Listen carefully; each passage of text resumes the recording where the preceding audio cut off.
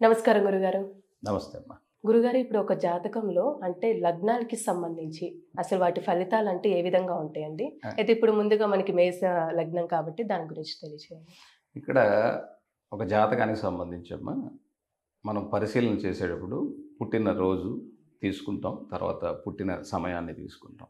ఈ పుట్టిన సమయాన్ని ఎందుకు తీసుకుంటాం అంటే సూర్యోదయంతో మనం అంటే సూర్యుడిని లెక్కలోకి తీసుకుంటాం కాబట్టి సూర్యోదయాన్ని లెక్కలోకి తీసుకొని మనం ఎన్ని గంటలకు పుట్టామో, హ్మ్. ఈ మధ్యకాలం ఎంత గడిచిపోయిందో, సూర్యుడు ఏ రాశిలో ఉన్నాడో అక్కడి నుంచి మనది ఏ లగ్నం అవుతుందని లగ్నాన్ని సాధిస్తాం. హ్మ్. ఈ లగ్నాన్ని సాధించిన తర్వాత నీ వ్యక్తిగత లక్షణాలు ఆ లగ్నాన్ని బట్టి చెప్తాం. ఇప్పుడు ఉదాహరణకి మొదటిది మేష లగ్నం. ఈ మేష లగ్నం ఉందనుకోండి. ఈ మేష లగ్నానికి సంబంధించిన అధిపతి కుజుడు అవుతాడు. హ్మ్. అలాగే మేష లగ్నానికి ఉన్నటువంటి కుజుడు ఎలాంటి లక్షణాలు కలిగి ఉన్నాడు అని అంటే ఆయన కుజుడికి కొన్ని లక్షణాలు ఇచ్చారు. ఎలా అంటే ఆయన యుద్ధకారకుడు, చాలా రోష పౌరుషాలకు కారకుడు, సోదర భావానికి కారకుడు. ఇలా ఆయనకు కొన్ని లక్షణాలు ఉన్నాయి. ఆ తర్వాత ఎర్రటి రక్తవర్ణానికి కారకుడు. ఇలాగా ఆయనకు కొన్ని లక్షణాలు ఉన్నాయి. ఈ లక్షణాలను బట్టి ఆ మేష లగ్నాల్లో పుట్టినటువంటి వారు ఆ లగ్నంలో ఉన్నటువంటి అశ్విని నక్షత్రంలో ఎన్నో పాదంలో పుట్టారు, అలాగే భరణిలో ఎన్నో పాదం పుట్టారు, అలాగే కృతికలు అయితే ఎన్నో పాదంలో పుట్టారని చూస్తాం. ఎందుకంటే మరలా కూడా ఆ కేతువుకి ఎవరైతే అధిపతి ఉన్నారో, అంటే అశ్విని నక్షత్ర అధిపతి ఎవరైతే ఉన్నారో వాళ్ళకి కొన్ని లక్షణాలు ఉంటాయి. వాళ్ళ లక్షణాలు ఈ మేష లక్షణాలు రెండు మిక్స్ అయి ఉంటాయి అన్నమాట. హ్మ్. అలాగే భరణి నక్షత్రం ఎవరిది, ఈ భరణి నక్షత్రం శుక్రుడిది, దాని అధిపతి ఎవరు, ఇలా చూస్తాం అనమాట. అలా చూసినప్పుడు వాళ్ళ లక్షణాలు చెప్పడానికి వీలుంటుంది. హ్మ్. కాబట్టి మేష లగ్నానికి అధిపతి కుజుడై ఉన్నప్పటికీ కూడా ఆ లగ్నం ఎన్ని డిగ్రీల్లో వచ్చింది, అది ఏ నక్షత్రంలో ఉంది, ఏ పాదంలో ఉంది, ఇన్ని పరిశీలన చేయాలి. అంతేగాని జాతకం అనగానే మేష లగ్నం అనగానే కుజుడు ఇలా ఉంటాడు కాబట్టి ఆయనకి ఏ స్థానంలో ఉన్నాడు కుజుడు, ఆ లగ్నాధిపతి 4లో ఉన్నాడా, 4లో అంటే మేష లగ్నం నుంచి 4వ ఇంట్లో కర్కాటకంలో నీచం కదా, సో నీచంలో ఉన్నాడు కాబట్టి ఇతని లక్షణాలు ఎలా ఉంటాయని నిర్ణయించేదానికి లేదు.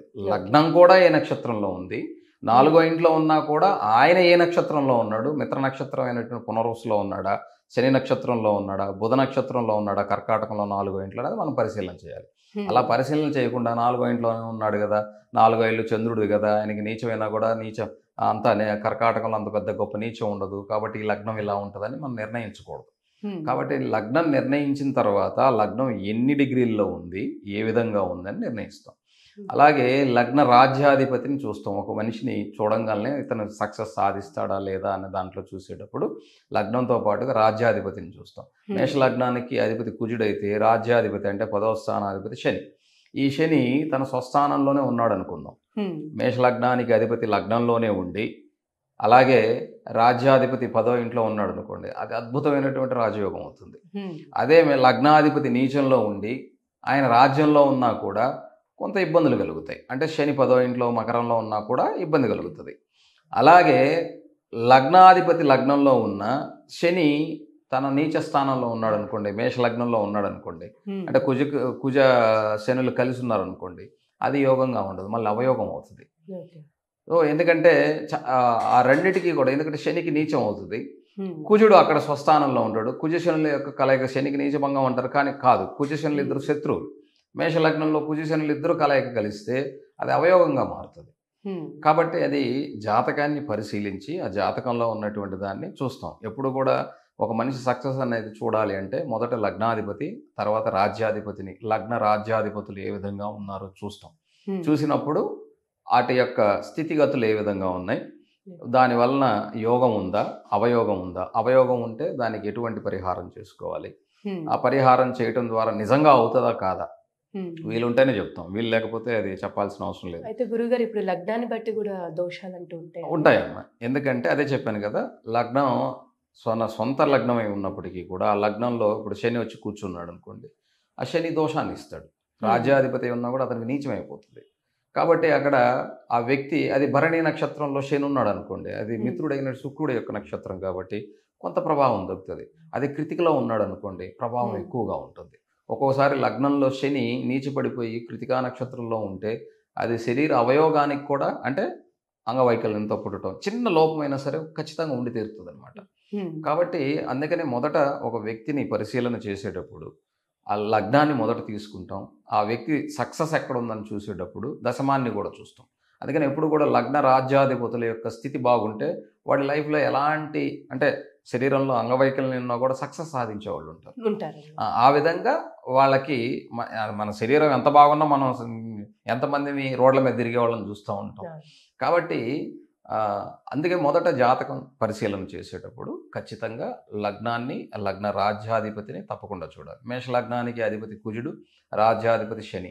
ఈ శని ఉచ్చస్థితిలో ఉంటే 7వ ఇంట్లో భార్య తర్వాత అంటే మ్యారేజ్ తర్వాత భార్యకి మీకు గొప్పగా మీరు చేసే వృత్తిలో ఆమె సహకారంతో పైకి వస్తారని చెప్తాం. అట్లా ఉండే స్థానాన్ని బట్టి అనమాట. అది శత్రుస్థానంలో ఉందనుకోండి, ఇప్పుడు సింహరాశిలో 5వ ఇంట్లో ఉందనుకున్నాం, దశమాధిపతి అయినటువంటి వాడు శని మేషలగ్నానికి సింహరాశిలో ఉందనుకుందాం. ఇది పంచమ స్థానం, పూర్వపుణ్యస్థానం అంటాం. సంతాన దోషాన్ని ఇస్తుంది, ఖచ్చితంగా సంతాన దోషాన్ని ఇస్తుంది, 100% ఇస్తుంది, అందులో సందేహం ఏం లేదు. తర్వాత ఏమిటంటే ఆ వృత్తిలో మనం సాధించే దాంట్లో ఎంత నిజాయితీగా ఉన్నా, పోయిన జన్మ పుణ్యం వల్ల మనకు ఒక విద్య వచ్చి ఆ విద్యని మనం సాధిస్తున్నా కూడా వృత్తిలో బ్రతుకుతామే తప్ప గొప్పగా డబ్బులు సంపాదించాలి, అందరికన్నా ఉచ్చస్థితిలో ఉండాలి ఉండనివ్వదు. ఎందుకంటే అది శత్రురాశిలో ఉంది. 5వ ఇంట్లో ఉండే లాభాన్ని చూస్తూ ఉన్నా కూడా నీకు అది ఉండనివ్వదు. పోయిన జన్మ పుణ్యం వల్ల నీకు నువ్వు చదువుకున్నది ఒకటి, చేసే పని ఒకటైనా నువ్వు సక్సెస్ సాధించినప్పటికీ కూడా దాంట్లో కానీ నీకు డబ్బులు రావు. నీతి నిజాయితీ అంటూ కూర్చుంటాం. కాబట్టి శని చాలా కఠినంగా ధర్మంగా ఉంటాడు. ఆయన అందుకనే ధర్మరాజుకి సహోదరుడుగా చెప్తారు శనిని. కాబట్టి ఆయన కూడా సమవర్తి, చాలా గట్టిగా కఠినంగా కర్మని ఇస్తాడు, కర్మ చేసి ఫలితాన్ని ఇప్పిస్తాడు.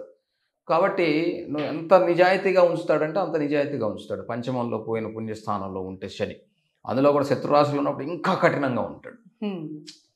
మిత్రరాశిలో ఉంటే పర్వాలేదు అని చూస్తాం. ఇప్పుడు మనం మిత్రుడు వస్తే వాడిని కొద్దిగా ఎక్స్క్యూజ్ చేస్తాం, పర్లేదు ఉండరా కొద్దిగా వెయిట్ చేయరని చెప్తాం. అదే శత్రువు వచ్చా అనుకోండి వాడిని చాలాసేపు వెయిట్ చేస్తాం, వాడిని ఏడిపిస్తారు కదా. అట్లాగా ఆ శత్రురాశిలో ఉన్నప్పుడు ఇంకా నిజాయితీగా ఇంకా కఠినంగా ఉంటాడు ఆయన. అప్పుడు సక్సెస్ రావటం అనేది ఎంత కష్టం అవుతుందంటే, సక్సెస్ వచ్చినా కూడా దాని ఫలితం రావటం కోసం, ఫలితాన్ని తీసుకోవటం కోసం చాలా కష్టపడాల్సి వస్తుంది. కాబట్టి మేషలగ్నానికి అధిపతి కుజుడై ఉన్నప్పటికీ కూడా రాజ్యాధిపతి దశమాధిపతి శని కూడా చాలా ఉన్నతమైన స్థితిలో ఉంటే ఖచ్చితంగా విజయాన్ని సాధించేదానికి అవకాశం. చాలా చక్కగా తెలుసు గురుగారు. ధన్యవాదాలండి. నమస్తే.